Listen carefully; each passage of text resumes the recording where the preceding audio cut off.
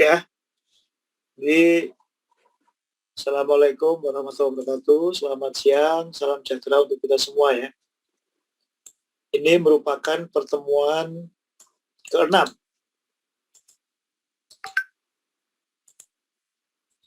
Hadir semua ya hari ini ya? Hadir, Pak. Hadir, Pak. Hadir, oke. Terima kasih. Jadi di akhir tayangan RPS 5, RPS 6 udah dibagi ya? Kita terima ya? Oke, terima kasih. Jadi di tayangan RPS 5 terakhir kemarin ada satu topik tugas untuk didiskusikan ya. Kita hari ini diskusi dibagi menjadi berapa kelompok kemarin? Tadi 5 kelompok ya. Jadi silahkan dulu sebelum nanti kita ke RPS 6. RPS 6 ini merupakan kelanjutan dari RPS 5 ya. Nah ini mungkin saya akan undang ya. Ini apakah semua siap ataukah ada yang akan mewacanakan urut absen, atau saya undang yang siap aja ya. Silakan yang siap, kelompok 1 sampai kelompok 5 ya. Segera menyampaikan paparannya terkait dengan kondisi seandainya ada hal, misalnya ya, ada dua atau tiga atau yang bersamaan hari-hari keagamaan besar yang dirayakan ya, apakah memang akan terjadi semacam konflik atau apa yang terjadi. Kira hypothetical question ya. Satu yang seandainya terjadi di Indonesia, ada perayaan hari keagamaan yang dilaksanakan dalam tempo yang bersamaan, itu apakah kita masing-masing dapat memelihara tadi apa kedamaian gitu ya di antara para pemeluk umat beragama. Silakan mulai dari kelompok 1 sampai 5 saya berikan kesempatan. Silakan. Kelompok 1 silakan. Kalau mau persiapan nggak apa-apa dulu. Atau udah siap? Baik, Pak. Untuk 1 izin menampilkan presentasi. Oke. Oh, silakan.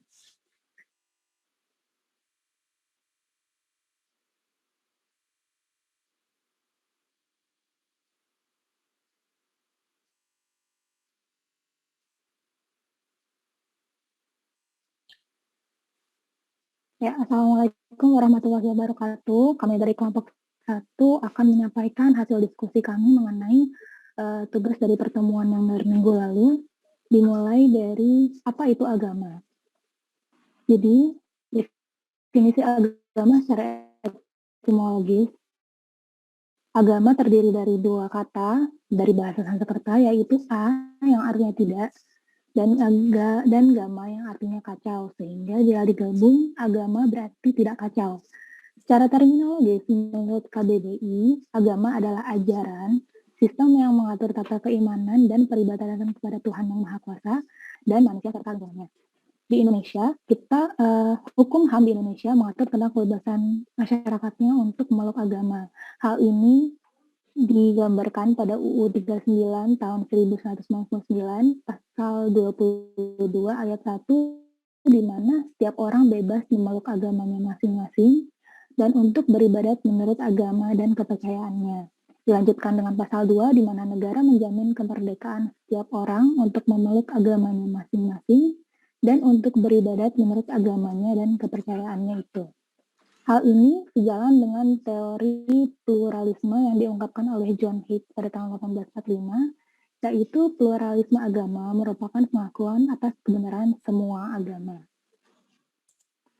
Kemudian kita akan membahas tentang perwujudan toleransi agama pada sila ke-1 dan sila ke-3 Pancasila. Yang pertama pada sila ke-1. Jadi, memeluk agama yang mereka yakini adalah hak warga negara. Hal ini merupakan pelaksanaan dari sila pertama Pancasila, yaitu ketuhanan yang Maha Esa. Hal ini juga diperjelas dalam pasal 29, ayat 2 Undang-Undang Dasar 1945, bahwa negara menjamin kemerdekaan tiap-tiap penduduk untuk memeluk agamanya masing-masing dan beribadah menurut kepercayaan agama itu. Next. Kemudian pada sila ketiga, kebebasan meyakini suatu kepercayaan dan melaksanakan ibadah tentunya harus dibarengi dengan pelaksanaan sila ketiga, yaitu Persatuan Indonesia. Dalam penyusunan Pancasila, diharapkan rakyat Indonesia tetap bersatu menjaga kerukunan dengan perbedaan yang dimiliki, termasuk perbedaan agama. Jadi, seluruh warga Indonesia wajib menjunjung persatuan, tidak boleh menghina dan merendahkan kepercayaan lain yang berbeda dengannya. Dalam kata lain adalah toleransi beragama.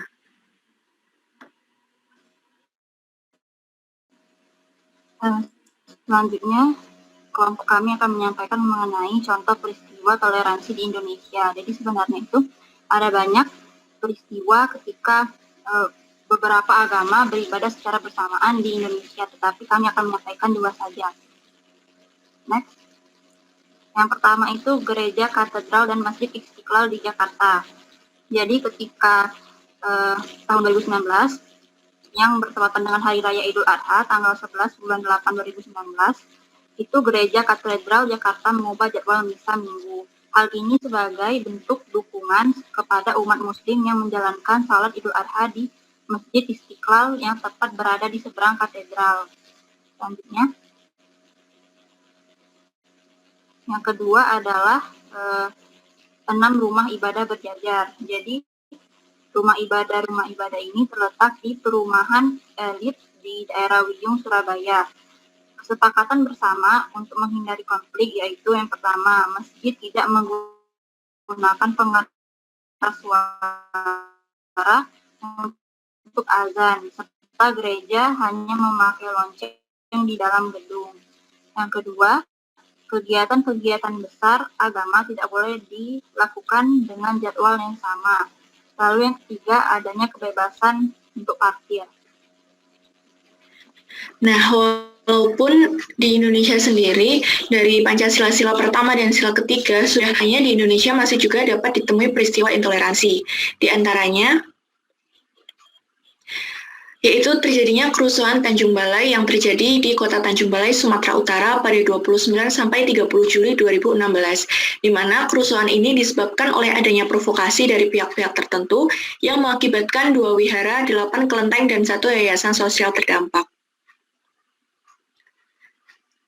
Selain itu, dapat juga ditemui pada peristiwa konflik agama di Bogor, Jawa Barat, yang sejak tahun 2000 tetapi baru menuai permasalahan pada 2008, di mana Kepala Dinas Tata Kota dan Pertamanan Bogor Yusman Yopi membekukan izin pembangunan gereja GKI Yasmin dengan alasan ada keberatan dari Forum Ulama dan Ormas Islam sekota Bogor. Dan akhirnya dari peristiwa ini jemaat pun terpaksa beribadah di trotoar jalan. Selanjutnya, beberapa penyebab konflik antar umat beragama. Yang pertama, kurang sadarnya masyarakat akan toleransi dan keharmonisan. Toleransi menjadi bentuk penting dalam banyak hal di kehidupan manusia, terutama dalam menjamin hubungan yang baik di antara beragamnya perbedaan. Toleransi yang kecil dalam usaha untuk saling mengerti satu sama lain dapat menimbulkan perbedaan kecil yang bisa berkembang menjadi masalah yang besar. Menjadi suatu hal yang penting bagi para pemeluk agama yang beradab untuk menyadari perbedaan di antara mereka untuk dapat menghindari konflik. Maka dari itu, toleransi di antara satu sama lain memberi peran penting dalam menjaga kerukunan antar umat beragama. Yang kedua, klaim kebenaran atau truth claim. Kecenderungan umat beragama berupaya membenarkan ajaran agamanya masing-masing. Sosok kelompok dengan paham ini menganut kepercayaannya sebagai suatu hal yang dianggap paling benar, sehingga tidak mau menerima pendapat atau pengajaran dari pihak lain. Yang ketiga, mengutamakan paham radikalisme. Pikiran yang begitu radikal dan hanya berpusat pada kepentingannya saja akan berakhir pada pengertian yang ekstrem dalam mempertahankan kepercayaannya, di mana hal ini juga seringkali memberi dampak negatif bagi golongan lain yang memiliki kepercayaan berbeda. Dan yang terakhir, merebut lahan untuk lokasi beribadah. Masalah ini cukup sering terjadi, terutama di wilayah daerah yang bukan merupakan kota besar. Hak milik dari suatu tanah dianggap begitu besar sehingga banyak muncul pihak yang menganggap suatu wilayah tempat berdirinya tempat ibadah dari kepercayaan tertentu merupakan lahan miliknya, sehingga sering melarang orang untuk beribadah di sana, sehingga hal ini mengganggu kegiatan beribadah rutin yang dilakukan oleh kelompok kepercayaan yang beribadah di daerah itu.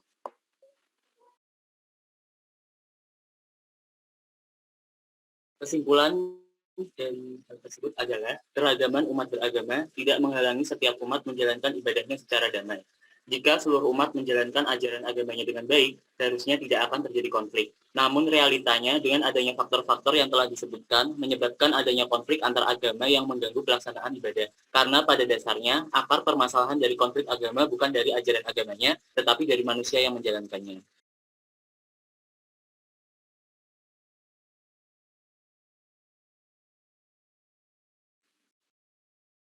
Sekian presentasi dari kelompok kami.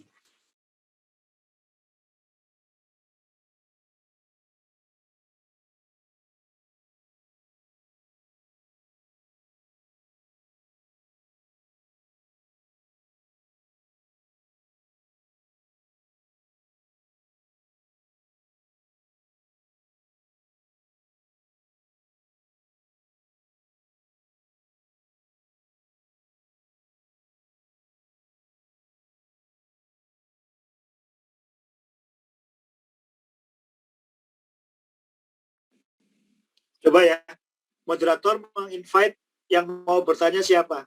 Silakan.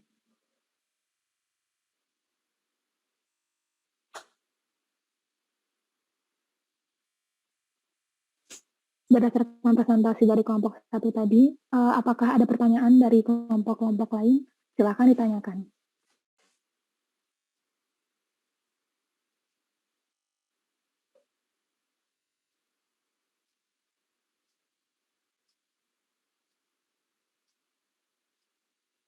Izin bertanya, kalau kaitannya dengan tanggal 13 Mei nanti,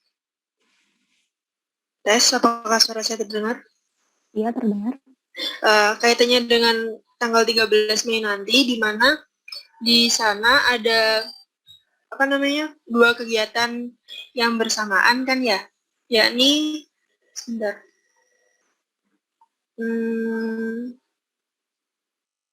Di mana ada kenaikan Yesus Kristus dan Hari Raya Idul Fitri. Nah, biasanya kalau seperti ini kan harusnya Istiqlal dan Katedral sama-sama dipakai.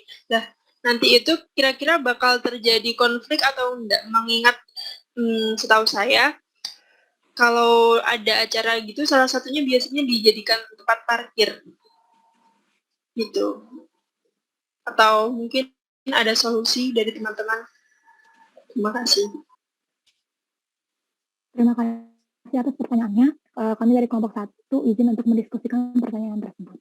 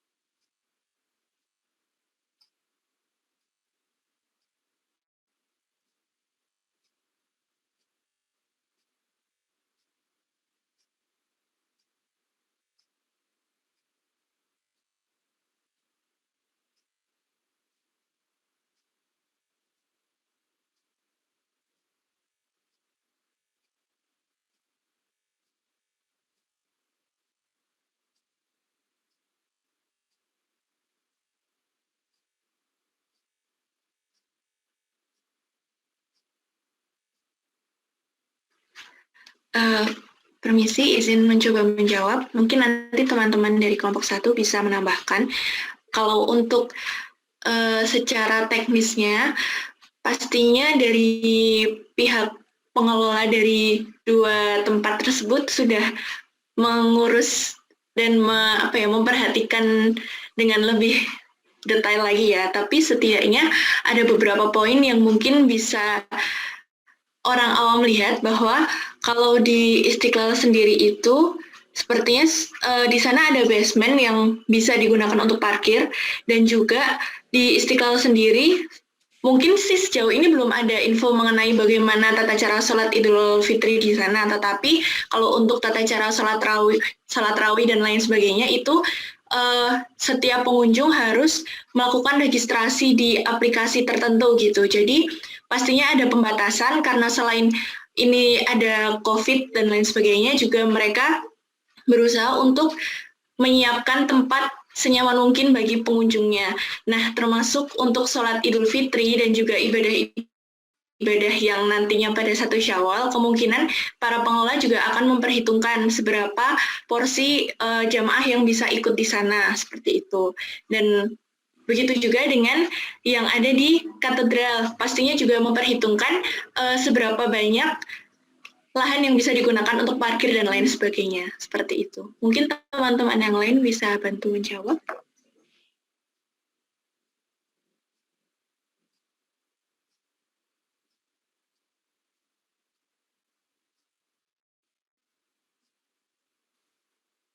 Izin menambahkan, selain itu untuk 1 Syawal pada tahun ini jatuh pada tanggal 12 Mei. Kemudian untuk kenaikan Isa Masih akan terjadi pada tanggal 13 Mei, sehingga sesungguhnya itu tidak dilaksanakan pada satu hari penuh, pada satu hari yang sama, melainkan bergiliran.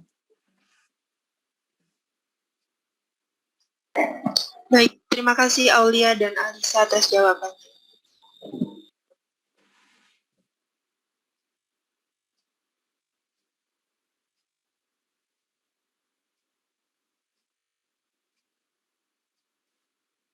Kemudian selanjutnya apakah ada pertanyaan lagi?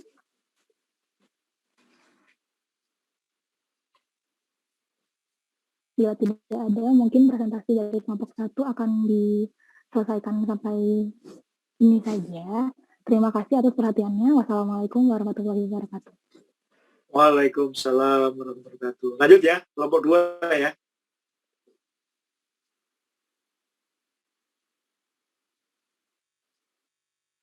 Baik, Pak, izin. Silakan.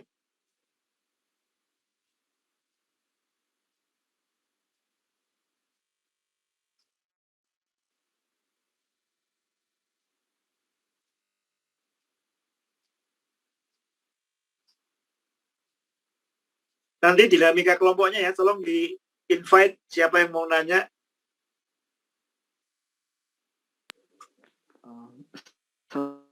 Assalamualaikum warahmatullahi wabarakatuh. Kami dari kelompok 2 akan mempresentasikan tentang apakah akan terjadi konflik bila terjadi hari keagamaan yang dalam tanggal yang sama. Nah, jawabannya dari kelompok kami itu tidak akan terjadi konflik jika terdapat toleransi yang berlandaskan pada Pancasila dan sebagainya. Nah, bagaimana jika terdapat intoleransi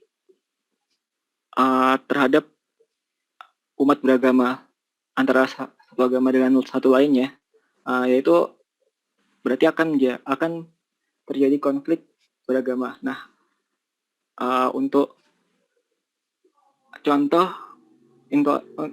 toleransi antar umat beragama tersebut sudah dijelaskan pada kelompok sebelum kami, yaitu kelompok 1.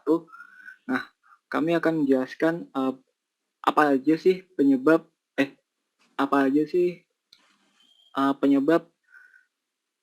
terjadinya konflik antar agama. Yang pertama, yaitu terjadinya pemahaman yang sempit akan kebebasan beragama, yaitu sosok kelompok dengan paham ini menganut kepercayaannya sebagai suatu hal yang dianggap paling benar sehingga tidak mau menerima pendapat atau pengajaran dari pihak lain. Yang kedua, ada radikalisme, yaitu pikiran yang begitu radikal dan hanya berpusat pada kepentingannya saja dan berakhir kepercayaannya. Kemudian merebut lahan untuk lokasi tempat beribadah, seperti yang sebelumnya sudah dijelaskan oleh kelompok pertama, karena dengan adanya suatu orang yang merasa memiliki hak atas tempat tersebut, sehingga melarang orang untuk beribadah di tempat tersebut karena merasa lahan tersebut merupakan miliknya, sehingga hal tersebut akan mengganggu kegiatan beribadah yang dilakukan oleh kelompok kepercayaan yang beribadah di daerah tersebut. Next. Kemudian kurang sadarnya toleransi dan keharmonisan. Ini menjadi suatu hal yang penting bagi para pemeluk agama yang beragam untuk menyadari perbedaan di antara mereka sehingga dapat menghindari konflik.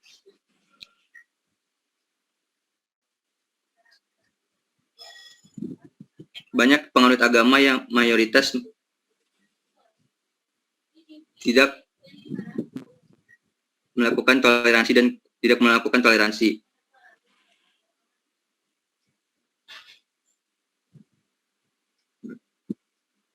Oleh karena itu,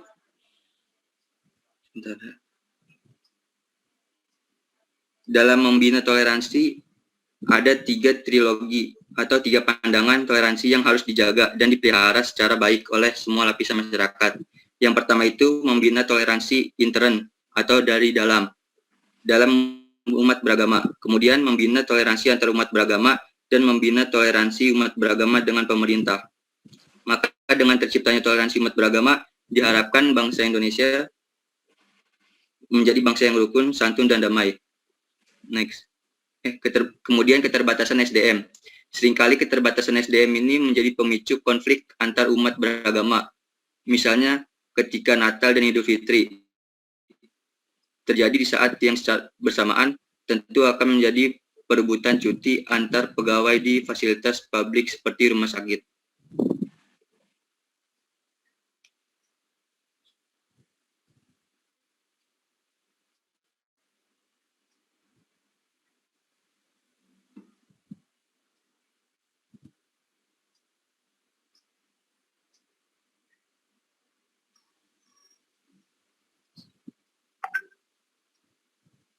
Selanjutnya adalah akibat terjadinya konflik. Yang pertama adalah rasa ketakutan dan tidak aman.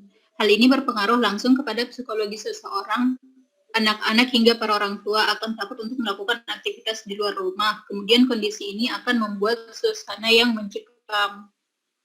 Kemudian akibat yang kedua itu adanya kebencian terhadap pihak terlibat. Pihak yang berkonflik pasti akan terlibat dalam perasaan kebencian yang mendalam kepada pihak lawan. Kebencian ini merupakan akibat dari bagaimana manusia tidak dapat mengendalikan emosinya akibat disulut oleh sesuatu.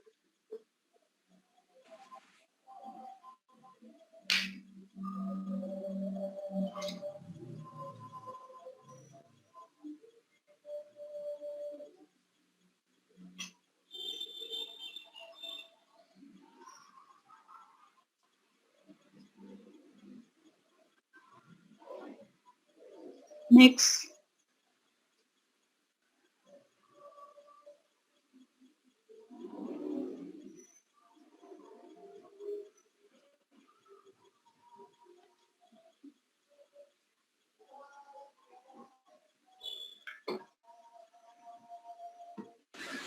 Selanjutnya adalah cara menanggulangi hal tersebut.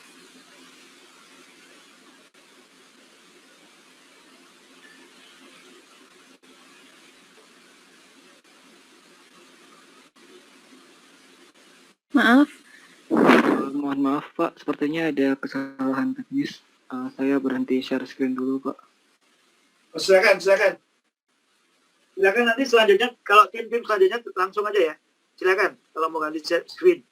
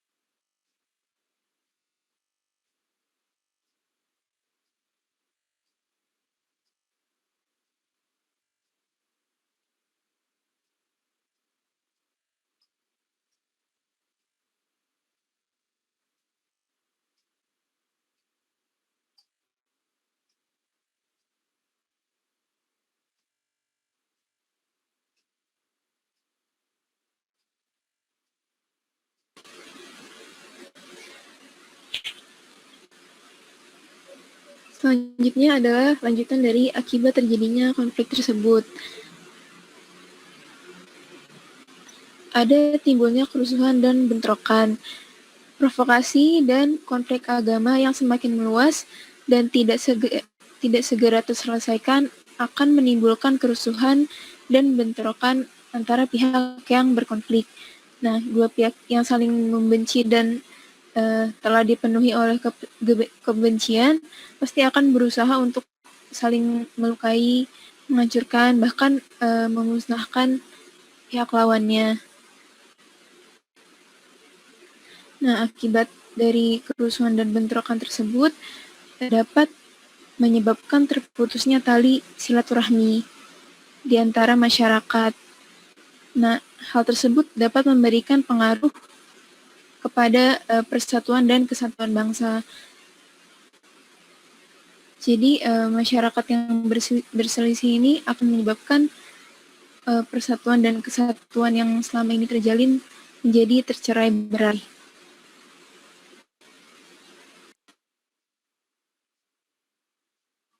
Untuk selanjutnya, dari konflik yang sudah disebutkan tadi, kita juga punya cara untuk menanggulangi konflik-konflik tersebut. Next. Nah, yang pertama adanya pendidikan Pancasila seperti yang sedang kita lakukan pada saat ini. Jadi, sebagaimana kita memiliki Pancasila sebagai dasar negara, sudah ada di pasal pertama Pancasila, yaitu ketuhanan Yang Maha Esa, sehingga dari sila pertama itu kita bisa mengambil pelajaran bahwasannya kita diajarkan untuk menjunjung tinggi toleransi antar umat beragama, dan nilai-nilai tersebut harus ditanamkan kepada masyarakat sejak dini agar masyarakat mengerti bahwa setiap agama memiliki hak yang sama di Indonesia. Nah, cara untuk menerapkan nilai-nilai Pancasila ini salah satunya melalui pendidikan Pancasila yang sudah kita terima sejak sekolah dasar, bahkan hingga saat ini kita sedang berkuliah di perguruan tinggi, kita masih memiliki mata kuliah pendidikan Pancasila. Dan yang kedua, ada memahami agama sebagai kedamaian. Jadi, masyarakat perlu diajarkan bahwasanya semua agama di Indonesia yang dipercaya di Indonesia itu mengajarkan yang adanya kedamaian. Pemahaman yang dangkal terhadap masyarakat membuat salah tafsir suatu ajaran agama. Untuk itu, memahami agama secara utuh harus dilakukan masyarakat, bukan hanya sebagai ayat atau ajaran saja. Jadi masyarakat juga perlu mengerti dan memahami bahwasannya ada agama lain yang juga mengajarkan kedamaian, tidak hanya di agamanya sendiri. Next. Nah, selanjutnya ada kegiatan dialog lintas agama. Organisasi-organisasi keagamaan bisa bekerja sama untuk menyelenggarakan kegiatan dialog lintas agama untuk mempererat nilai toleransi dan agar masyarakat bisa mengenal lebih dekat agama lain sehingga dapat menciptakan kerukunan antar umat beragama.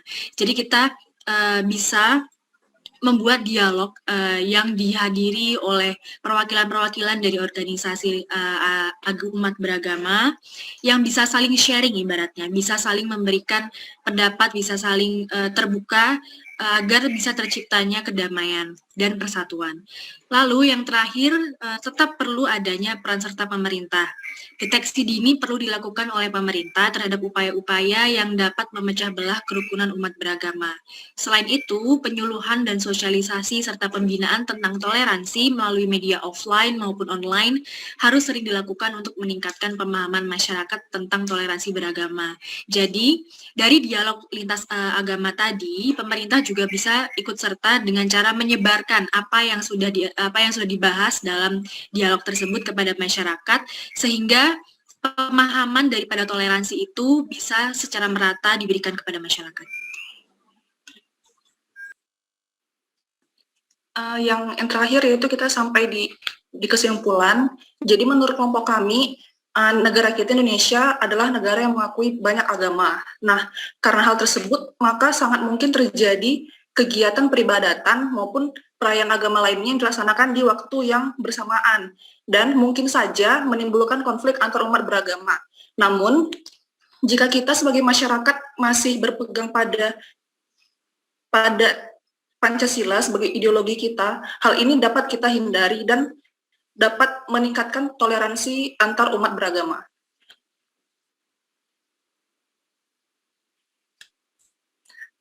Sekian dari kelompok kami, saya kembalikan kepada moderator.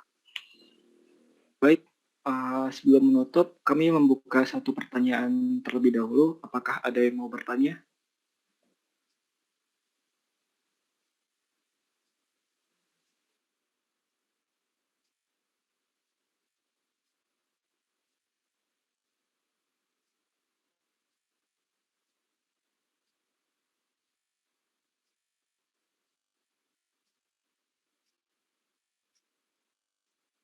Sekali lagi, apakah teman-teman ada yang mau bertanya?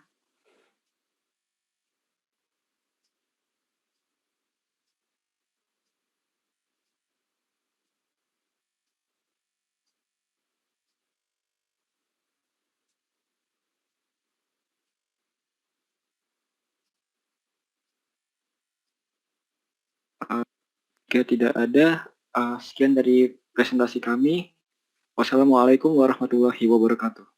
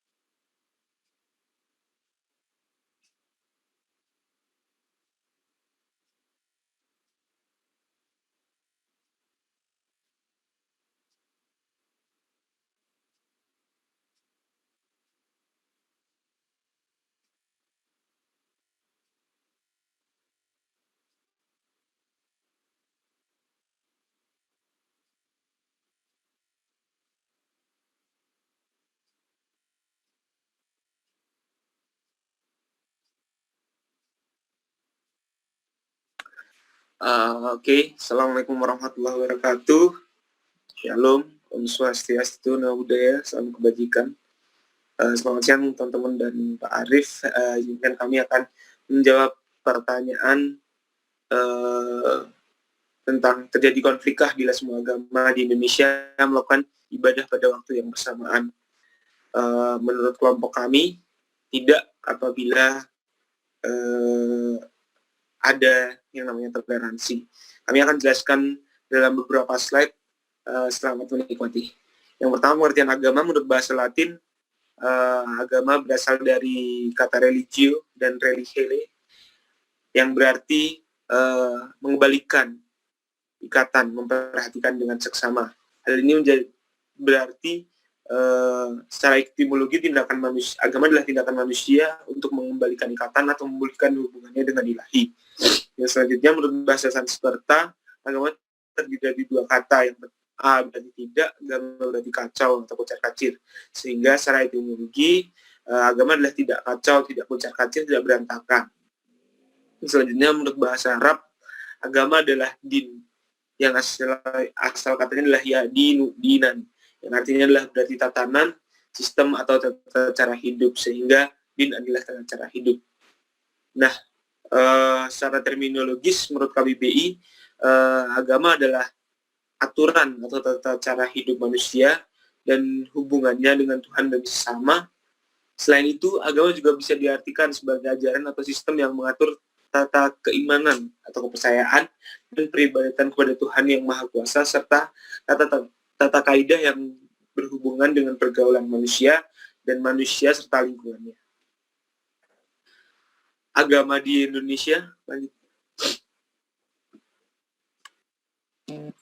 agama di Indonesia menurut Undang-Undang Nomor 1 Tahun 65 tentang pencegahan penyalahgunaan dan atau penodaan agama, ada 6 yang diakui, yaitu ada Islam, Protestan, Katolik, Hindu, Buddha, dan Konghucu.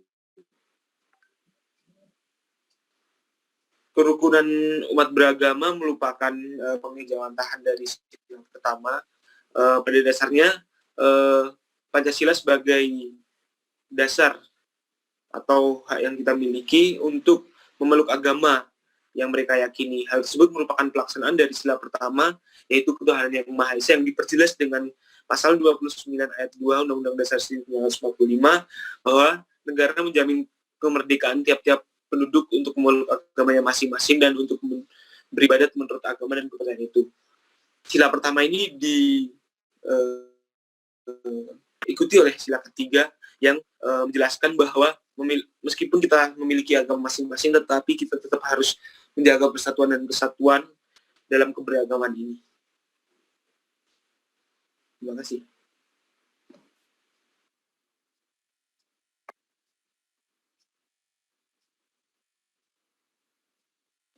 Selanjutnya adalah toleransi antar umat beragama.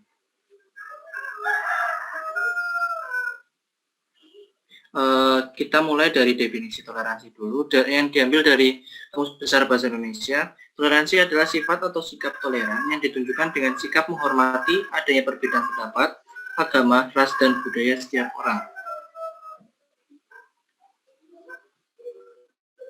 Kemudian, untuk kenapa sih kita harus bertoleransi? Yang pertama, mengingat yang dijelasin si Rizky tadi, Indonesia terdiri dari 6 agama besar, yaitu dan diakui, yaitu Islam, Kristen, Katolik, Buddha, Hindu, dan Konghucu. Namun akhir-akhir ini juga sudah diakui kepercayaan di daerah yang membuat masyarakat yang tidak memeluk agama ini di KTP-nya masih bisa ditunjukkan kepercayaannya masing-masing. Yang kedua, amanat Undang-Undang Dasar Pasal 29 ayat 2 bahwa menjelaskan negara menjamin kemerdekaan tiap penduduk untuk memeluk agama masing-masing dan beribadat menurut agama dan kepercayaan masing-masing. Yang ketiga yaitu hidup akan terasa damai jika saling menjaga kerukunan dan gotong royong.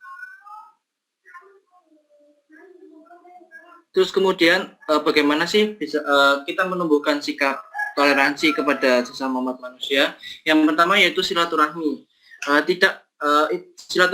silaturahmi di sini yaitu tidak mendiskreditkan orang berdasarkan suku, ras, agama, dan suku, agama, ras, dan suku, agama, sara, dan setiap menjalin hubungan dan tetap menjalin hubungan baik antara sesama umat manusia. Yang kedua yaitu nasionalisme.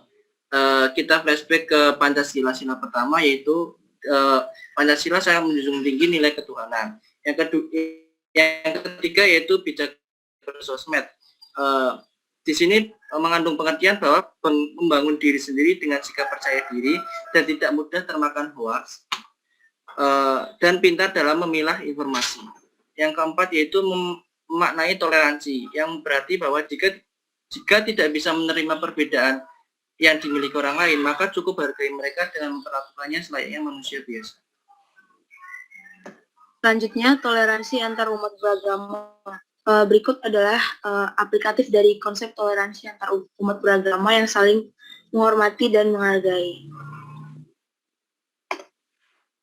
Yang pertama, yaitu ada umat Islam bersama seorang biarawati berpose bersama saat mengikuti tur gereja untuk menunggu waktu berbuka puasa bersama di gereja katedral pada Jumat 2018 bulan 6 tanggal 1. Kegiatan buka bersama yang digagas komunitas kerja bakti demi negeri itu bertujuan untuk meningkatkan rasa toleransi antar umat beragama.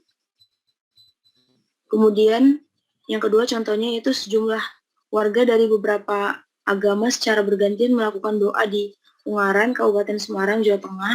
Aksi ini tuh untuk menyerukan masyarakat Indonesia serta dunia untuk terus melawan terorisme dengan meningkatkan perdamaian. Yang ketiga, yaitu Bali jadi contoh nyata untuk kedepankan toleransi antar umat beragama.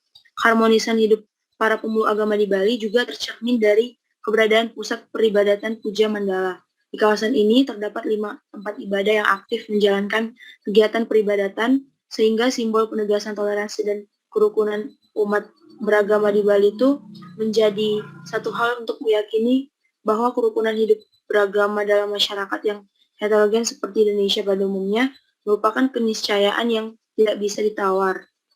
Namun kerukunan hidup beragama ini tidak hadir dengan sendirinya sebagai sesuatu yang given, tetapi dibangun dan diwujudkan melalui kesadaran dan komitmen bersama seluruh elemen bangsa.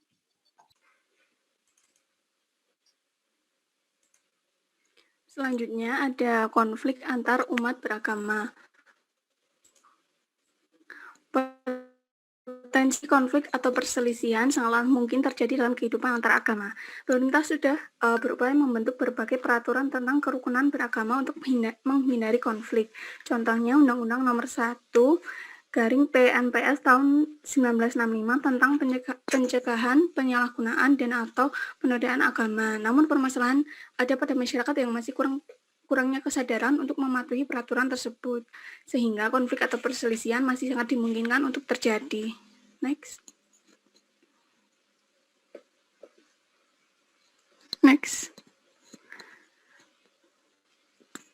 Penyebab konflik antar umat beragama antara lain yaitu pemahaman yang sempit akan kebebasan beragama dan beribadah, menganggap dirinya paling benar dan tidak mau mendengarkan nasihat orang lain. Kedua, merebut lahan lokasi tempat beribadah. Hak milik sebuah tanah belum jelas dan terlalu luas sehingga semua mengklaim tanah tersebut miliknya. Next.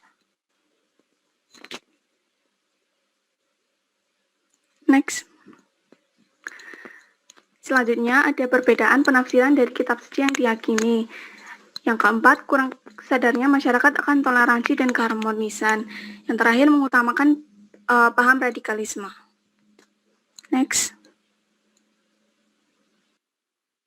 Nah, contoh dari konflik beragama di Indonesia itu yang pertama ada perselisihan agama di Aceh pada tahun 2015. Terjadi kerusuhan antara umat Muslim dan Nasrani yang mana demonstran dari kubu Islam menginginkan pemerintah untuk membongkar beberapa gereja Kristen di Aceh.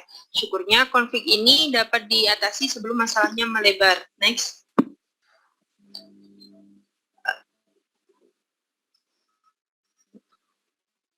Kemudian ada konflik di Poso Pada tahun 1990-an, Poso dipenuhi oleh penduduk beragama Islam, namun seiring berjalannya tahun, banyak orang luar yang datang ke Poso sehingga agama Kristen menjadi dominan. Nah, sayangnya kurang peran pemerintah membuat konflik ini berlangsung selama puluhan tahun dengan jumlah korban jiwa sangat tinggi, dan konflik ini berakhir diredam pada tahun 2001 setelah adanya mediasi oleh mantan wakil presiden Indonesia yakni Yusuf Kala.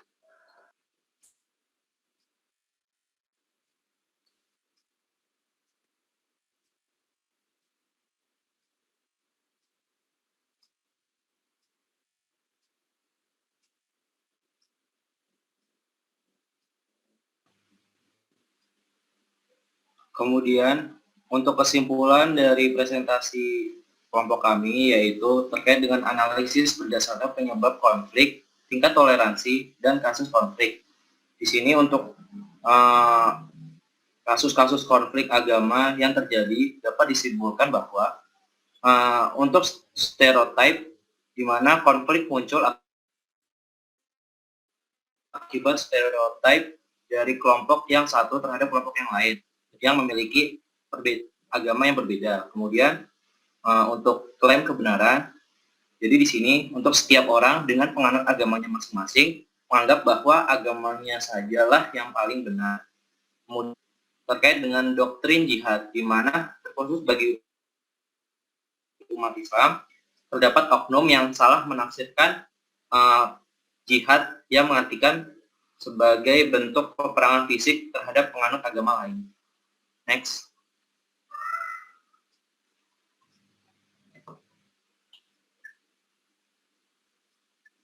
Next.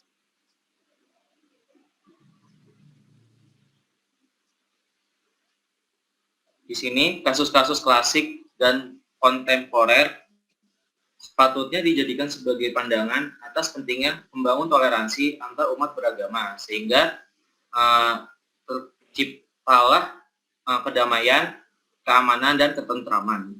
Tetapi kenyataannya masih terdapat oknum yang semakin membabi buta dalam menyuarakan ketidakbenaran agama lain atau melakukan tindakan intoleransi sehingga membenci hingga memusuhi umat agama lain.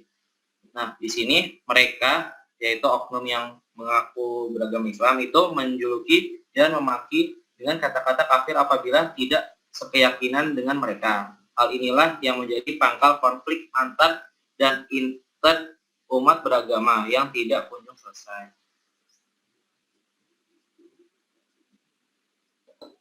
Next.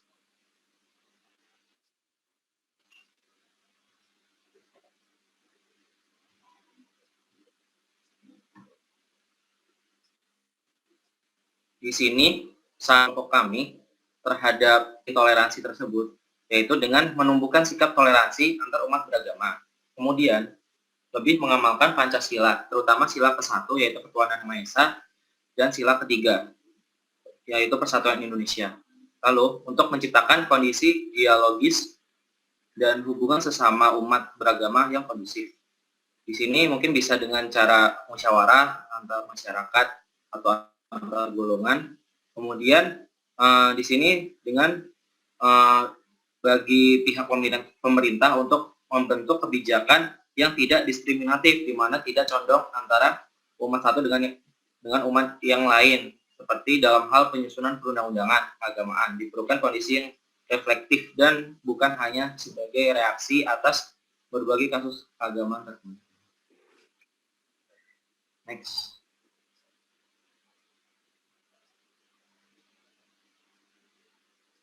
Next. Oke, sekian presentasi dari kelompok kami. Untuk selanjutnya kami akan membuka sesi pertanyaan. Di sini untuk diminta untuk 1 pertanyaan. Silakan.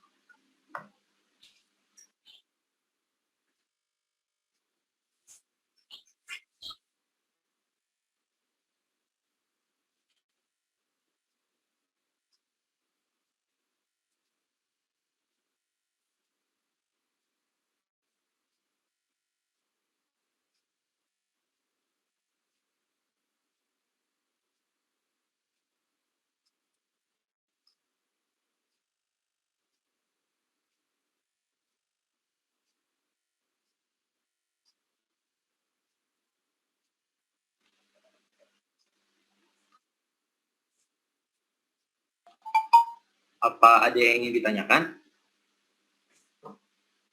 Jika tidak, kami akhiri presentasi dari kelompok kami. Kurang lebihnya mohon maaf. Wassalamualaikum warahmatullahi wabarakatuh.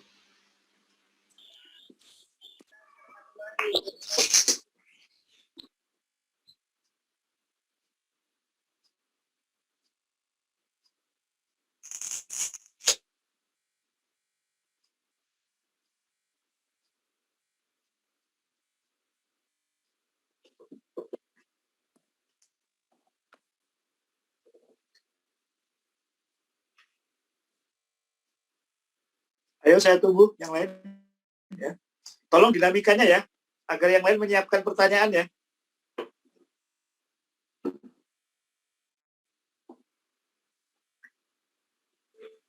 Assalamualaikum warahmatullahi wabarakatuh. Kami dari kelompok 4 akan membacakan hasil diskusi kami tentang pertanyaan pada pertemuan yang lalu, yaitu pertemuan kelima. Next.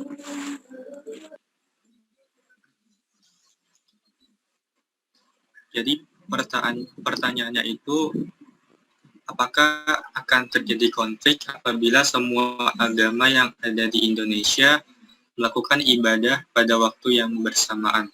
Nah, berdasarkan hasil diskusi kelompok kami menjawab bahwa terjadinya konflik atau tidak sangat dipengaruhi oleh banyak faktor. Faktor yang paling mempengaruhi adalah individu itu sendiri yang menjalankannya.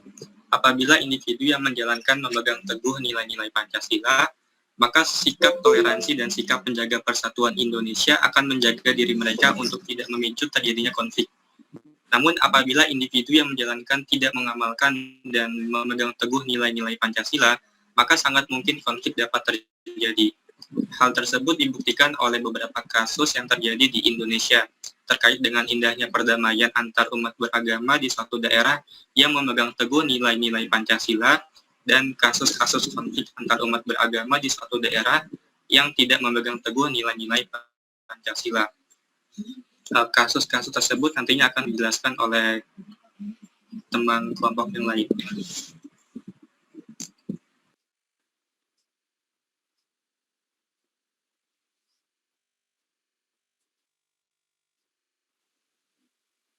Selanjutnya, saya akan memberikan contoh salah satu wujud toleransi beragama di Indonesia, di mana ada dua agama yang melaksanakan ibadah pada hari yang bersamaan. Dalam kasus ini, antara ibadah Nyepi di Bali yang bertepatan dengan ibadah sholat Jumat. Peristiwa ini terjadi pada bulan Maret tahun 2018, di mana pelaksanaan Nyepi di Bali jatuh pada hari Jumat. Di sisi lain, pada hari Jumat, umat Muslim melaksanakan sholat Jumat. Hal ini tidak menghalangi kedua agama untuk melaksanakan ibadahnya. Wujud toleransi yang terlihat adalah salah satunya Forum Kerukunan Umat Beragama FKUB sepakat selama Nyepi umat Islam melaksanakan ibadah sholat Jumat, namun tidak menggunakan pengeras suara keluar masjid dan memilih masjid yang terdekat dan kemudian tidak berkendara saat ke masjid alias jalan kaki. Selain itu, Majelis Agama dan Keagamaan di Bali bersepakat untuk tahun ini menyepakati pemutusan sementara koneksi jaringan internet selama pelaksanaan Nyepi. Selanjutnya akan dijelaskan oleh kawan saya. Next.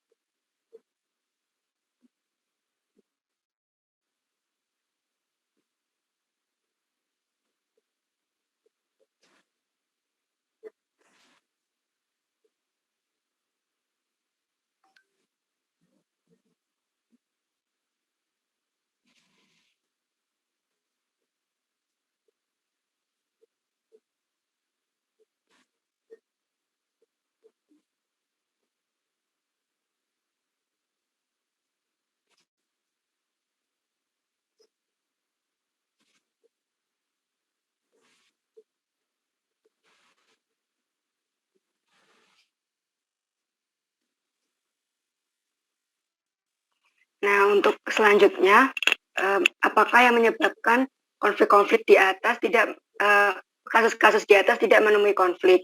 Yang pertama, penyebabnya yaitu adanya rasa saling menghormati dan menghargai antar umat beragama. Yang kedua, memiliki kesadaran bahwa setiap agama yang dianut membawa misi kedamaian, seperti tidak merendahkan agama lain karena merasa agamanya yang paling benar. Yang ketiga, yaitu menumbuhkan serta meningkatkan toleransi dan tenggang rasa, yaitu tidak saling mengejek dan mengganggu kegiatan ibadah agama lain. Yang selanjutnya, yaitu memberi kebebasan umat beragama untuk beribadah sesuai dengan agamanya. Yang terakhir, dengan mempunyai rasa peduli yang tinggi antar umat beragama.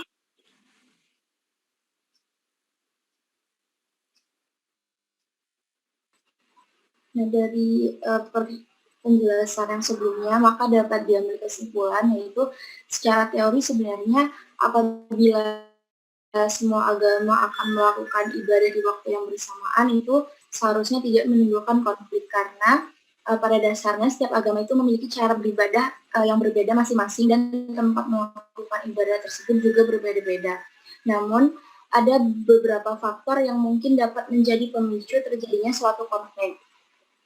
Faktor individu yang memegang teguh nilai Pancasila atau tidaknya itu sangat mempengaruhi terjadinya atau tidak suatu konflik. Misalnya saja contohnya seperti pelaksanaan sholat Jumat di masjid yang bersamaan dengan pelaksanaan Jumat Agung di suatu gereja yang berdekatan.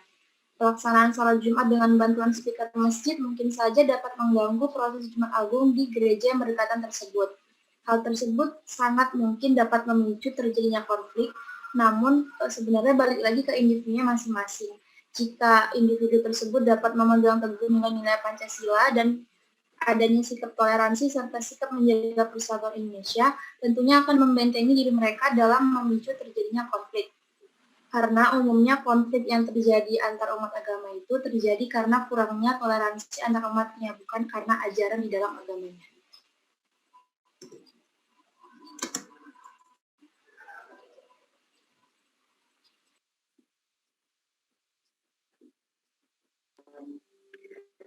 Baik, terima kasih. Sekian presentasi dari kelompok 4. Sebelum ditutup, kami akan membuka satu pertanyaan. Jika ada yang ingin bertanya, dipersilakan. Izin bertanya. Ya, silakan. Ya, perkenalkan nama saya Muhammad Fatir dari kelompok 3. Mau bertanya, kenapa Indonesia itu masih berkutat dengan namanya toleransi antar umat beragama ya?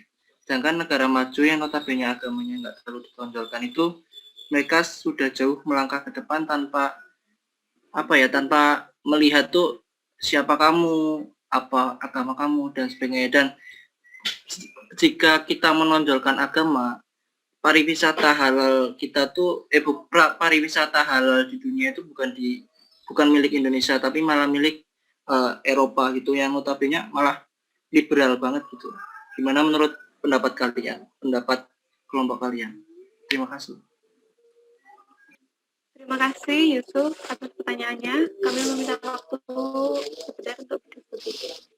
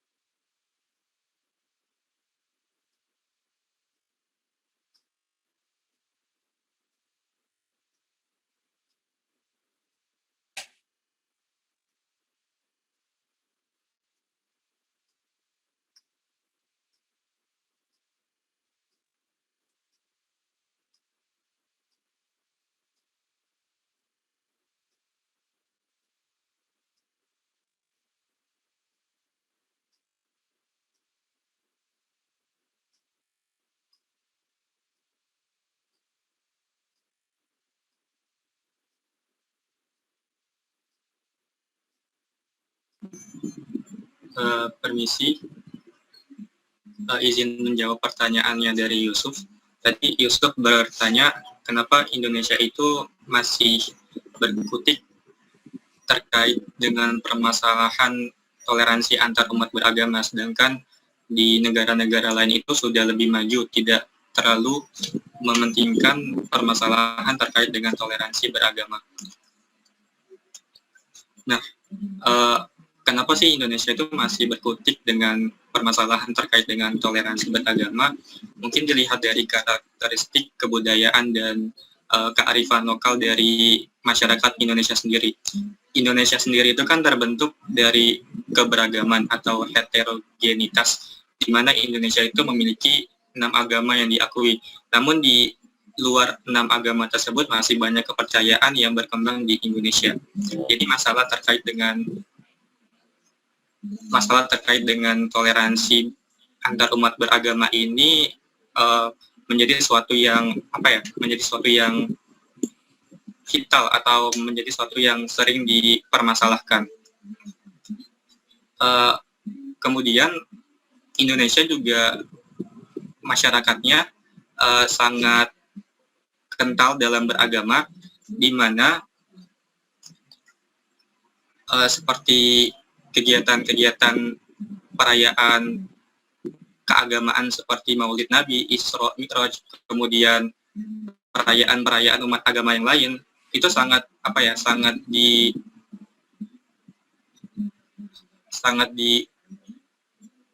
diperhatikan oleh umat beragama di Indonesia. Sedangkan di negara-negara lain mungkin perayaan-perayaan tersebut tidak terlalu diperhatikan oleh umat beragamanya di negara tersebut.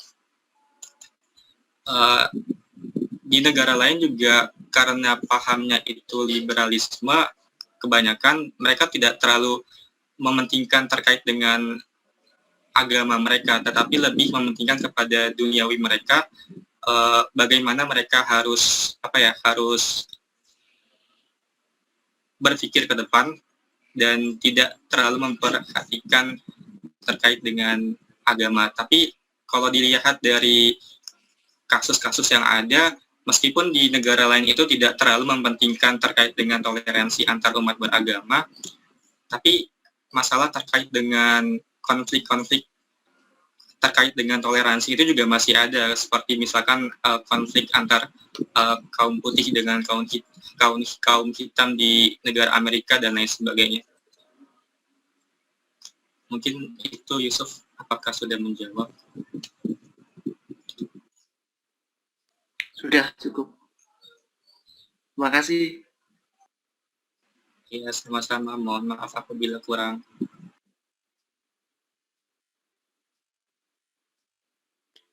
Baik, sekian dari kelompok kami. Terima kasih atas perhatiannya. Kurang lebihnya mohon maaf. Wassalamualaikum warahmatullahi wabarakatuh.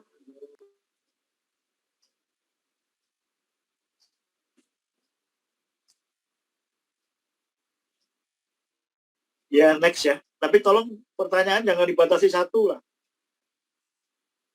Kalau memang ada beberapa pertanyaan ya dijawab aja.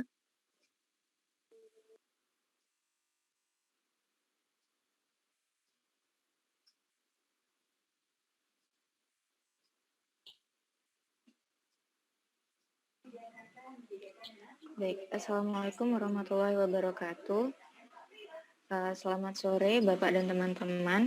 Kali ini kelompok 5, kelompok yang terakhir, akan menjelaskan pemaparan kami mengenai apakah akan terjadi konflik apabila semua agama di Indonesia melakukan ibadah pada waktu yang bersamaan. Atas pertanyaan tersebut akan kami paparkan opini-opini serta bukti-bukti kasus yang pernah terjadi di Indonesia. Mohon disimak. Terima kasih.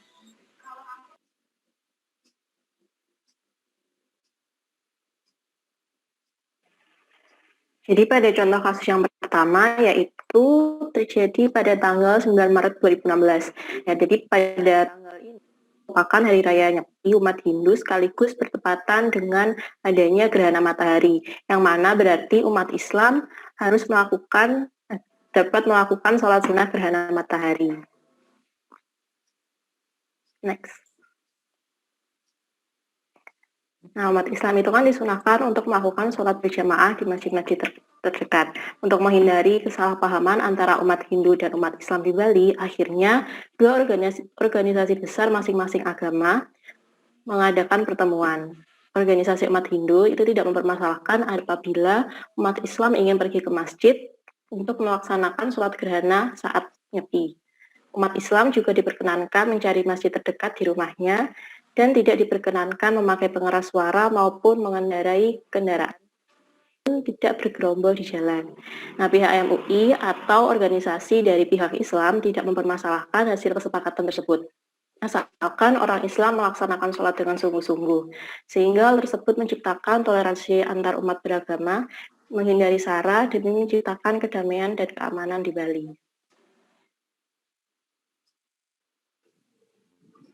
Contoh yang kedua itu terjadi beberapa kali di hari Jumat, yaitu Masjid Istiqlal mengadakan sholat Jumat dan gereja katedral melaksanakan ibadah Jumat Agung.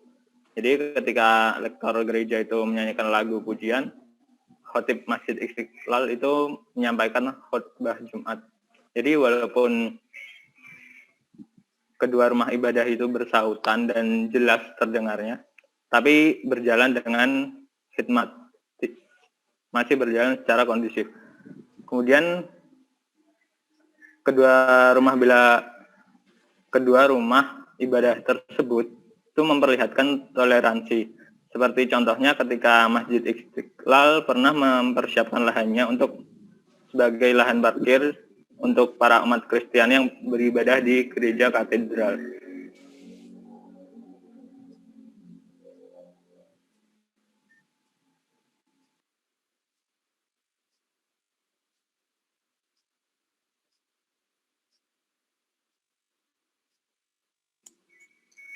Namun masyarakat masih belum sepenuhnya memahami ajaran agamanya sehingga berperilaku menyimpang dari aturan atau ajaran agama masing-masing. Beberapa orang berpikir bahwa agama yang dianutnya adalah kebenaran yang lengkap, sementara agama yang lainnya adalah salah. Agama dianggap memberikan kebenaran absolut. Banyak masyarakat yang masih menganggap bahwa agama itu diberikan oleh Tuhan yang Sang Pencipta. Ajaran dan doktrin mereka haruslah mutlak dan sempurna. Hasil yang tak terelakkan ini adalah bahwa Anda melihat diri Anda sebagai lawan terhadap orang-orang yang menganut agama lain. Untuk bukti adanya konflik antar agama, next. Nah, contoh konfliknya adalah pembangunan GKI Yasmin sejak tahun 2000 baru menuai masalah pada tahun 2008 ketika Kepala Dinas Tata Kota dan Pertamanan Bogor Yusman Yopi membekukan izin pembangunan gereja tersebut melalui surat nomor sekian tertanggal 14 Februari 2008. Alasannya ada keberatan dari Forum Ulama dan Ormas Islam se-Kota Bogor. Surat ini terbit sesudah surat izin dikeluarkan oleh Wali Kota Bogor Diani Budiarto pada 13 Juli 2006. Karena keberatan, pihak GKI Yasmin menggugat surat pembekuan izin tersebut ke Pengadilan Tata Usaha Negara hingga tingkat Mahkamah Agung. Hasilnya, MA membatalkan pencabutan izin tersebut. Nah, selama proses hukum berlangsung, situasi memanas karena sejak izinnya dibekukan, pemerintah Kota Bogor menggembok gerbang gereja sehingga jemaat terpaksa beribadah di trotoar sejak tahun 2010. Ibadah di trotoar ini mendapat tantangan keras dari Forum Komunikasi Muslim Indonesia hingga mereka beberapa kali ricuh dengan aparat Satpol PP dan polisi serta melibatkan sekelompok umat GKI Yasmin. Mereka menyebut pihak gereja telah memalsukan tanda tangan dukungan warga soal pendirian bangunan pada tahun 2006.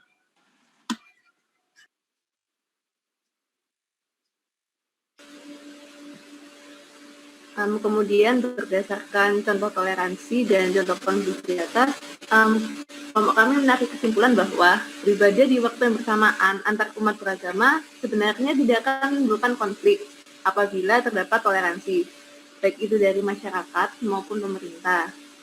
Kalau untuk dari masyarakat, antara lain, masyarakat harus mempererat tali persahabatan dan berusaha mengenal lebih jauh antara satu dengan yang lain. Selain itu, masyarakat harus mempunyai kesadaran bahwa setiap agama yang dianut masyarakat membawa misi kedamaian. Selain itu, setiap individu harus mengamalkan prinsip gotong royong dalam masyarakat dan kerjasama agar tidak memisahkan diri dari kegiatan masyarakat, terutama dalam kegiatan keagamaan. Kemudian untuk pemerintah sendiri, pemerintah harus lebih mendekatkan diri kepada masyarakat dan lebih aware dengan konflik keagamaan di masyarakat, agar kedepannya dapat merumuskan peraturan yang adil bagi masyarakatnya serta konsisten dengan nilai-nilai persatuan. Nah, kemudian mengenai kasus toleransi maupun konflik keagamaan yang telah terjadi di Indonesia, seperti yang telah dipaparkan oleh teman kami yang di awal. Nah, toleransi antar umat beragama itu berarti saling menghargai antar umat beragama. Nah, sikap toleransi tersebut merupakan sikap menyadari bahwa perbedaan itu adalah realitas sosial yang berada di tengah masyarakat. Nah, sehingga menjadikan hidup ini beragam, namun masih dalam kesatuan yang sama. Seperti makna dari sila ketiga Pancasila, yaitu Persatuan Indonesia. Nah, sehingga sebagai individu kita tidak peduli apapun agamanya yang dianut, maka kita harus saling menghargai satu sama lain, menghormati dan menghargai keyakinan serta kepercayaan orang lain dengan mengedepankan asas kemanusiaan, bukan keyakinan. Nah, dengan demikian, cita-cita luhur dari bangsa Indonesia untuk menjadi bangsa yang aman dan damai dapat sama-sama kita wujudkan.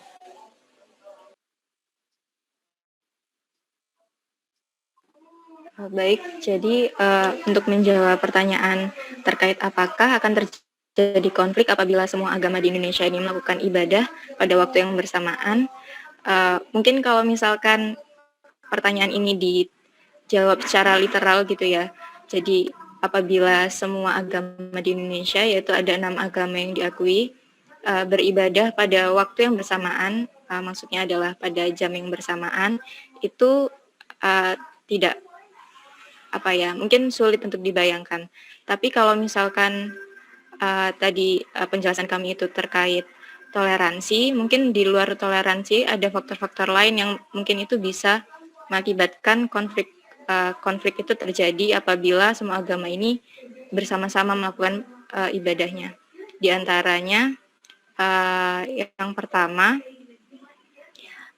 ada beberapa hal yang butuh perhatian penuh. Misalnya ada pasien-pasien di rumah sakit yang kondisinya itu nggak bisa ditinggal, harus diawasi. Jadi nggak bisa misalkan perawat-perawat seluruhnya, misalnya mereka ini beribadah pada waktu yang bersamaan, itu tidak mungkin ditinggal. Kemudian kalau misalkan ditinggal pasti akan terjadi permasalahan-permasalahan tertentu. Kemudian alasan yang kedua, tidak bisa dipungkiri bahwa nggak semua orang di Indonesia ini itu beragama. Ada yang tidak punya agama, ataupun ada yang punya agama tapi tidak melakukan ibadah, nggak melakukan kewajibannya. Kalau misalkan orang-orang beragama di seluruh Indonesia ini beribadah pada waktu yang bersamaan, kita nggak bisa memaksa orang-orang yang tidak beragama itu untuk diam di tempat dan tidak melakukan pekerjaannya. Jadi apabila orang-orang yang tidak beragama atau tidak beribadah ini berpergian, kemudian atau berhubungan dengan dunia luar, pasti akan kesulitan karena tidak ada yang mengatur lalu lintas atau tidak ada yang menyediakan pelayanan-pelayanan dasar. Kemudian dari pemaparan kami yang terkait toleransi ini, garis besar dari pemaparan kami adalah tidak peduli keyakinan para umat beragama itu sama ataupun berbeda, dan prosesi peribadatan mereka yang berbeda, tidak masalah jika kita menanamkan toleransi dengan menghargai perbedaan-perbedaan yang ada. Dan apabila masyarakat tidak menanamkan toleransi, bisa saja terjadi konflik seperti yang telah kami jelaskan itu terkait pembangunan GKI Yasmin di Bogor. Dan apabila masyarakat di Indonesia menerapkan toleransi, serta mungkin ada kesepakatan yang dibuat oleh perwakilan seperti organisasi keagamaan, maka konflik-konflik yang mungkin terjadi itu bisa dihindari. Contohnya peristiwa-peristiwa yang tadi sudah diceritakan oleh teman saya, yaitu terkait peribadatan yang dilakukan bersamaan antara umat Hindu di Bali dan umat Muslim pada tahun 2006. Saat itu ada ibadah nyepi dan ibadah sholat sunnah gerhana pada waktu yang bersamaan. Dan juga ada peristiwa Jumat Agung yang ibadahnya ini dilakukan bersamaan dengan ibadah sholat Jumat.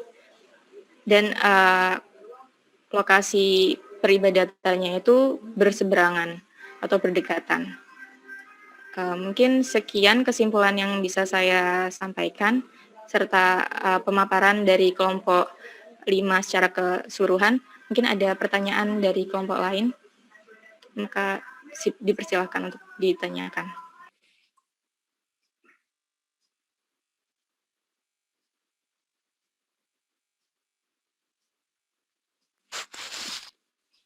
Saya Retno Dirayu, izin bertanya.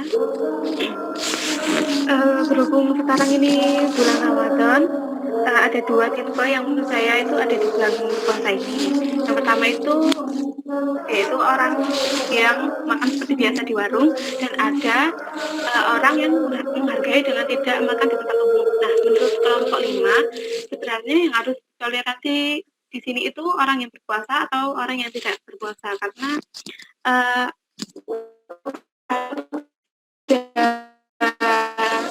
banyak orang yang. Terima kasih atas pertanyaannya. Mungkin beri kami sedikit waktu untuk mendiskusikan pertanyaannya. Terima kasih.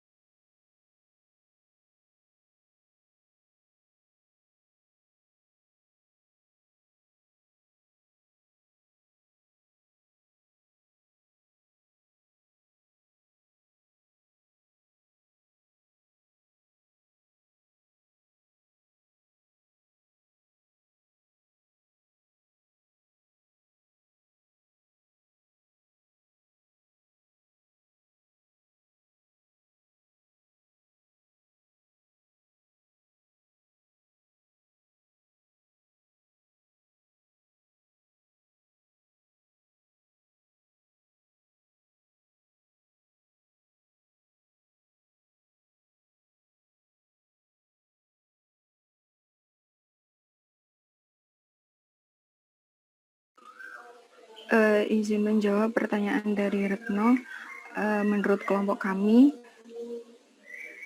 orang yang makan sama orang yang berpuasa, nah itu harus sama-sama saling toleransi. Misalnya orang yang puasa harus menghargai juga ketika ada orang yang makan. Nah, kita sebagai orang yang puasa itu juga tidak boleh marah-marah ketika ada orang yang makan di depan kita. Nah, itu adalah haknya mereka untuk makan di tempat itu. Nah, kemudian orang yang tidak berpuasa itu juga seharusnya menghargai kita yang sedang berpuasa. Yaitu di mana mereka itu harus tahu tempat di mana sewajarnya mereka itu makan. Mereka juga setidaknya tahu di mana tempat yang tidak ada orang yang berpuasa, sehingga dia bisa makan dengan bebas tanpa memperdulikan orang yang berpuasa. Mungkin teman dari kelompok kami ada yang menambahkan. Izin menambahkan, jadi mungkin contoh kecilnya itu seperti di kampus ketika sedang bulan Ramadan, warung yang ada di sekitar kampus itu tuh sebenarnya buka tapi menutup kordennya karena menghargai yang berpuasa. Jadi yang tidak sedang berpuasa atau tidak berpuasa itu bisa makan di warung tersebut tanpa mengganggu yang sedang berpuasa, dan yang berpuasa tidak melihat mereka yang sedang makan karena warung tersebut itu tutup kordennya. Jadi itu contoh kecil dari saling toleransi. Kayak gitu sih. Baik, apakah pertanyaannya sudah bisa diterima, Retno? Sudah, terima kasih kelompok 5. Untuk teman-teman yang lain, apakah masih ada yang ingin ditanyakan?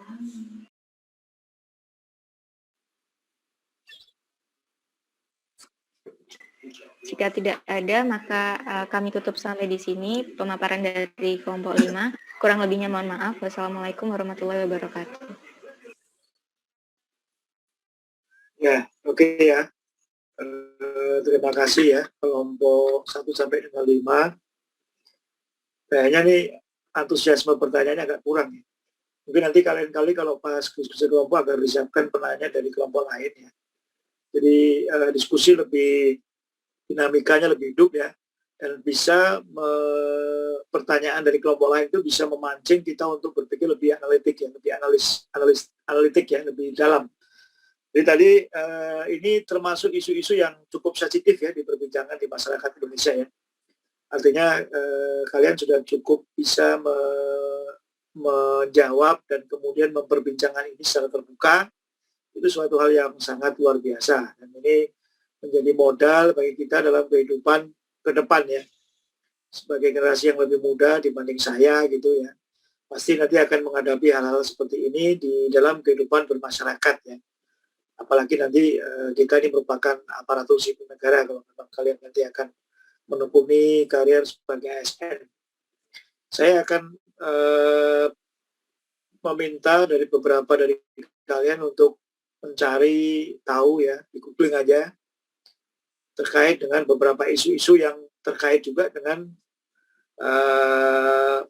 mata kuliah kita siang hari ini ya.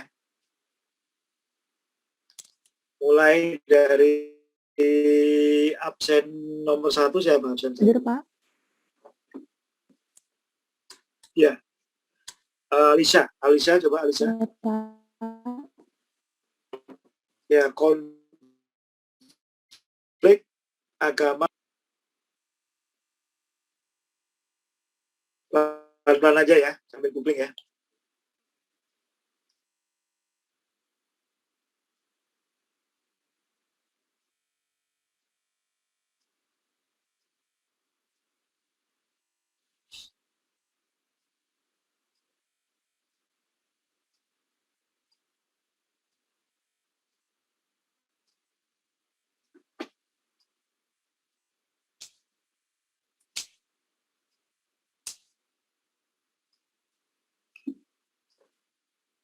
Jadi konflik agama di Irlandia Utara. Menurut Wikipedia, konflik ini pada dasarnya bersifat politis dan nasionalistik dan didorong oleh peristiwa sejarah.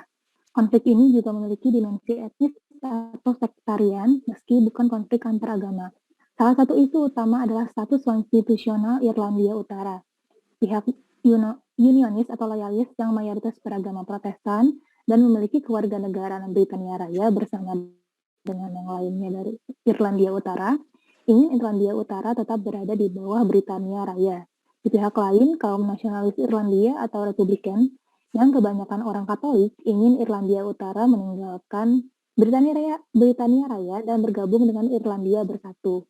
Konflik ini dimulai dari sebuah kampanye untuk mengakhiri diskriminasi terhadap kaum nasionalis atau Katolik yang minoritas oleh pemerintah unionis atau Protestan dan kepolisian. Kampanye protes ini dikecam oleh pemerintah dan disambut dengan kekerasan oleh para loyalis yang dipandang kaum Republikan sebagai kuda pengintai mereka. Meningkatnya kekerasan secara luas dan konflik antara pemuda nasionalis dan polisi akhirnya menyebabkan pengerahan tentara Britania Raya. Meski pada awalnya disambut oleh warga Katolik, tentara secara bertahap dianggap menjadi semakin kasar.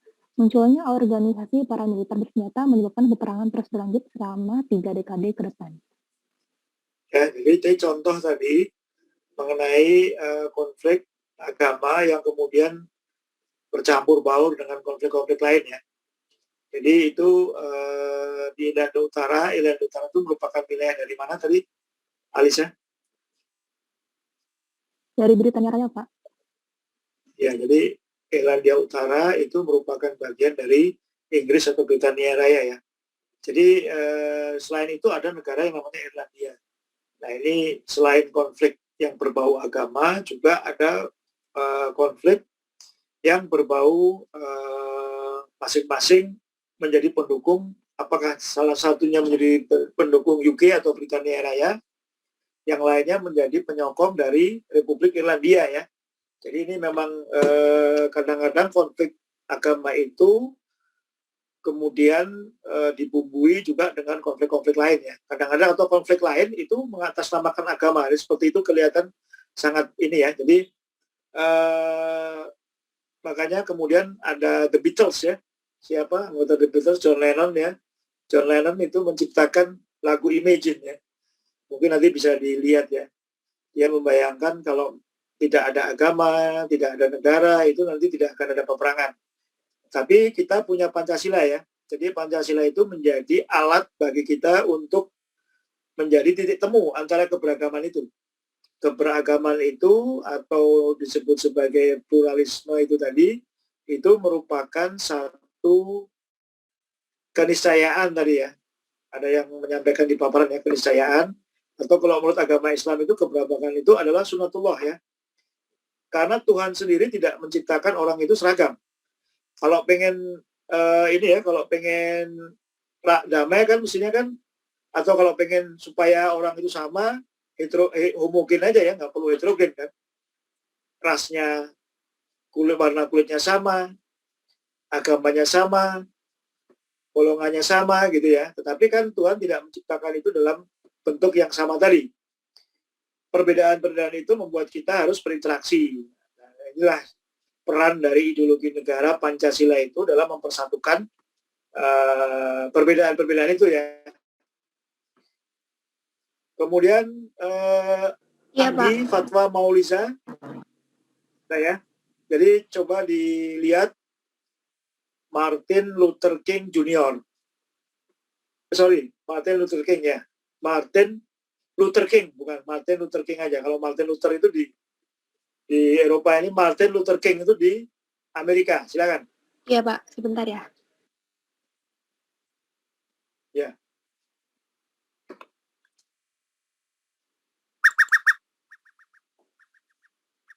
Bisa satu kali ini aja ya. Ternyata udah habis ya. Coba, ini pertanyaan terakhir dari saya. Jadi, Martin Luther King adalah pendeta baptis dan aktivis Amerika Serikat yang menjadi juru bicara dan pemimpin gerakan hak sipil tahun 1954 sampai 1968. Ia dikenal karena menuntut hak sipil dengan cara non-kekerasan dan ketidakpatuhan sipil sesuai ajaran Kristen dan terinspirasi oleh aktivisme damai Mahatma Gandhi. Itu, Pak. Terus. Itu belum nyampe kepada ininya, persoalan yang kita bahas hari ini. King memimpin boikot Bush Montgomery tahun 1955. Pada tahun 1957, ia menjadi presiden pertama Southern Christian Leadership Conference atau SCLC. Di SCLC, ia memimpin perjuangan melawan segregasi 1962 di Albany, Georgia, dan membantu unjuk rasa damai di Birmingham, Alabama tahun 1963. Ia turut menyelenggarakan March on Washington tahun 1963. Di sana ia menyampaikan pidato I Have a Dream. Ya. Oke, jadi ya itu ya. Jadi di Amerika Serikat sekalipun itu perbedaan itu kadang menimbulkan juga konfliknya. Jadi selama beberapa tahun di Amerika, sejak Amerika merdeka sampai sekitar tahun 60-an, itu masih ada yang disebut sebagai politik segregasi atau politik pemisahan, ya, pemisahan antara kaum kulit putih dengan kaum kulit berwarna, terutama kaum kulit hitam atau Afro-Amerika, ya. Terakhir ini saya pertanyaan buat Anissa, politik segregasi apa itu? Ya, sebentar Anissa? Pak. Ya.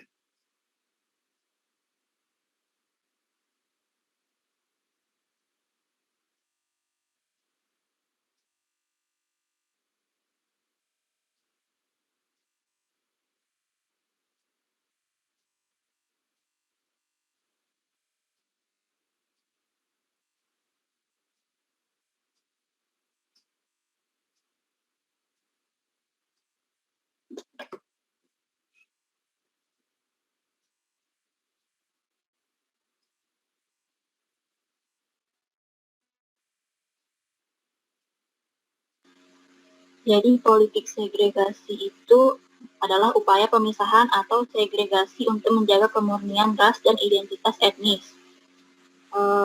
Contoh kebijakan segregasi yang dilakukan Belanda pada abad ke-17 yaitu dengan membuat Batavia nama-nama untuk Jakarta, kampung-kampung dari berbagai latar belakang etnis di Indonesia seperti Kampung Melayu dan Kampung Bugis. Hal itu dilakukan oleh pemerintah kolonial Belanda karena ketakutan bahwa jika berbagai etnis bersatu, maka dapat berkonspirasi menentang Belanda, yang jumlahnya kalah banyak dibandingkan penduduk asli Indonesia. Ya, jadi biasanya itu politik segregasi itu dilakukan oleh suatu negara yang tidak menghargai persamaan ras, ya. Misalnya tadi Belanda atas nama ras ya membagi Indonesia menjadi 3 golongan penduduk. Yang pertama adalah golongan kulit putih, golongan timur asing, dan golongan bumi putra. Nah, itu juga atas nama ras itu pula sebenarnya Belanda ingin mempertahankan kekuasaannya.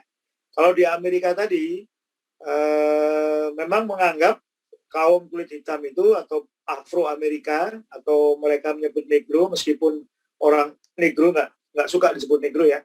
Itu Amerika menjalankan politik segregasi, yaitu memisahkan antara ras kulit putih dan ras kulit hitam, di mana mereka kemudian mendirikan sekolah tersendiri untuk kaum kulit hitam, kemudian ada restoran tersendiri untuk kaum kulit hitam, nggak boleh bercampur, ya. Jadi itu politik segregasi, atau kalau di Afrika Selatan namanya apartheid, ya.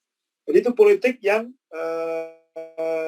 timbul karena warna kulit. Demikian juga beberapa negara itu kemudian menjadikan itu sebagai kebijakan nasional, meskipun sebenarnya di konstitusi Amerika disebutkan bahwa semua penduduk itu diciptakan sama, men are created equal, ya. Tetapi ternyata dalam pelaksanaannya masih ada pemisahan antara kulit hitam dan kulit putih, dan itu yang tidak terjadi di Indonesia karena Indonesia punya Pancasila. Sebagaimana pembukaan Undang-Undang Dasar 45 disebutkan bahwa semua itu mempunyai hak dan kewajiban yang sama. Itu, ya. Terima kasih ini karena sudah lewat waktu. Saya melihat dinamika kelompok tadi dan untuk membahas hal-hal yang cukup sensitif, ya, yang mungkin kalau di masyarakat itu juga akan sesuatu yang jarang kita bicarakan secara terbuka, ya, mengenai perbedaan tadi, bagaimana cara kita menyikapi perbedaan itu merupakan suatu keniscayaan, perbedaan itu sesuatu yang given, ya, sesuatu yang memang diberikan oleh Tuhan, karena kita tidak bisa memilih kita akan lahir sebagai apa, ya. Itu, ya. Terima kasih. Assalamualaikum warahmatullahi wabarakatuh. Selamat sore, salam sejahtera untuk kita semua. Salam sehat, ya. Silakan nanti menikmati hari raya, libur hari raya selama berapa hari? 3 hari, ya. Sabtu depan masuk, Pak. Masuk lagi tanggal 24. Ya. Oke. Liburnya 10 sampai tanggal 22. Tanggal berapa? Wah, asik banget, ya. Ya, silakanlah nikmati liburan, ya. Karena ASN sendiri nggak libur, ya. Gitu, ya. Terima kasih. Selamat sore. Saya izin. Terima kasih, Pak. Terima kasih, Pak.